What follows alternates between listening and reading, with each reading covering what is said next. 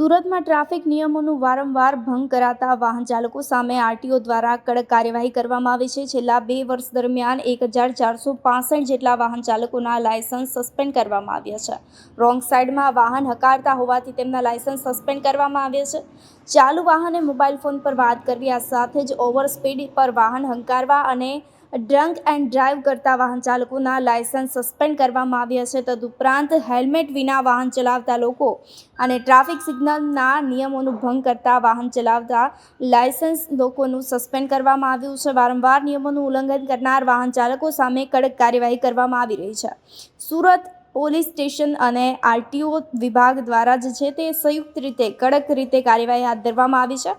RTO દ્વારા 2025ના વર્ષમાં 235 licence suspend કરવામાં આવ્યા છે.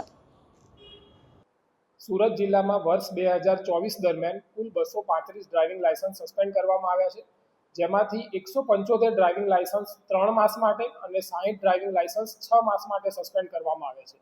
જે 3 માસ માટે જે ડ્રાઇવિંગ લાયસન્સ સસ્પેન્ડ કરવામાં આવ્યા છે તેના મુખ્ય ગુનાઓની અંદર વધુ સ્પીડે વાહન ચલાવવું, મોબાઈલ ફોન ઉપર વાત કરવી, રોંગ સાઈડ અને હેલ્મેટ ન પહેરવું તેવા ગુનાઓ સામેલ છે. જ્યારે 6 માસ માટે જે 60 ડ્રાઇવિંગ લાયસન્સ સસ્પેન્ડ કરવામાં આવ્યા છે તેના મુખ્યત્વે ગુનાઓની અંદર ફેટલ એક્સિડન્ટ જેવા ગુનાઓ સામેલ છે અને ડ્રંક એન્ડ ડ્રાઈવ કિસ્સામાં પણ 6 માસ માટે ડ્રાઇવિંગ લાયસન્સ સસ્પેન્ડ કરવામાં આવેલા છે. 2024ની અંદર આપણે જો વાત કરીએ તો સુરત જિલ્લાની અંદર કુલ 1230 ડ્રાઇવિંગ લાયસન્સ સસ્પેન્ડ કરવામાં આવ્યા છે, જેમાં 3 મહિના માટે સસ્પેન્ડ કરવામાં આવેલ ડ્રાઇવિંગ લાયસન્સોની કુલ સંખ્યા 1138 અને 6 માસ માટે જે સસ્પેન્ડ કરવામાં આવ્યા તેવા ડ્રાઇવિંગ લાયસન્સની સંખ્યા 92 છે.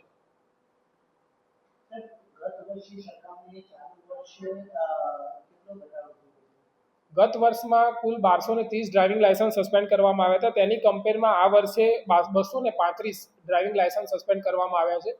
અમુક જે ઘટાડો જોવા મળી રહ્યો છે તેની અંદર પોલીસ તરફથી અમને જે ડેટા મળી રહ્યા છે તેમાં વાહન માલિકનું નામ અને સરનામું હોય છે. ખરેખર વાહન કોણ ચલાવતું હોય છે તેનો ડેટા અમારી પાસે હજી સુધી આવ્યો નથી, જેને કારણે આ ડ્રાઇવિંગ લાયસન્સ સસ્પેન્શનની અંદર જે ઘટાડો જોવા મળી રહ્યો છે એ વિગતો અમને મળતા જ તુરંત જ અમે આના ઉપર કાર્યવાહી કરવામાં આવશે. જે ડિફરન્સ છે ને એમાં શું છે, પોલીસ અત્યારે અમને ખાલી વાહન માલિકનું નામ અને ગાડી નંબર આપી દે, બરાબર. હવે દરેક વખતે કેવું હોય કે ગાડી કોઈ બીજાને ચલાવવા માટે આપી હોય તો એવું આઈડેન્ટિફાય ના થઈ શકે કે વાહન માલિક પોતે જ વાહન ચલાવતો હતો કે કેમ, બરાબર. એટલે ગત વર્ષે જે સંખ્યા 1230 વધારે હતી એના કારણે વધારે હતી.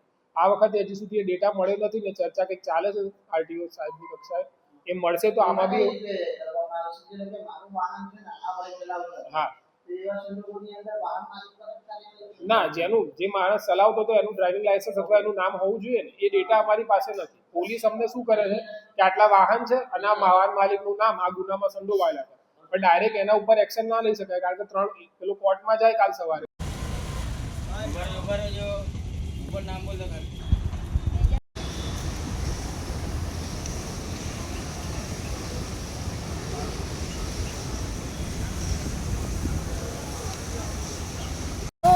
ધીમે ધીમે ધીમે ધીમે ભાઈ. અજય સોરી.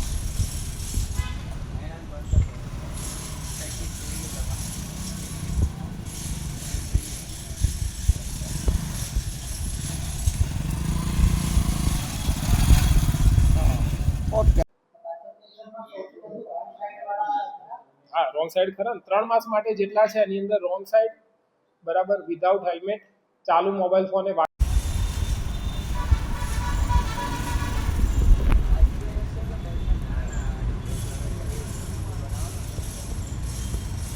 હા મામા, બસ બસ આ 2 જ મિનિટ આ ચાલુ વિઝુલ મારી લે.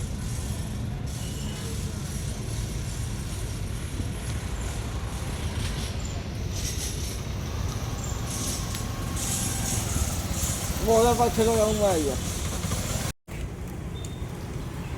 પાછો મારી લ્યો લો, પાછું કરો બરાબર ભલે.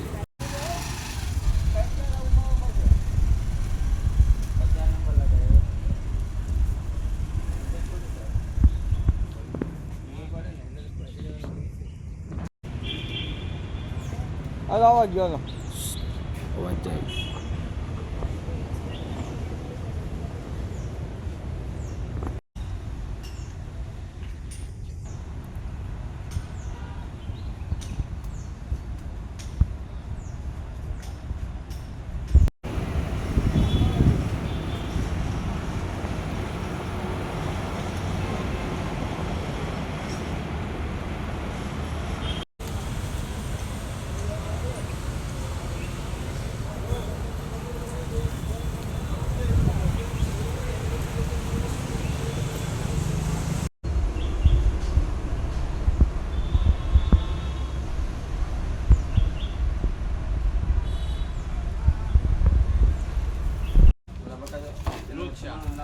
ધ્રુજ શાહ.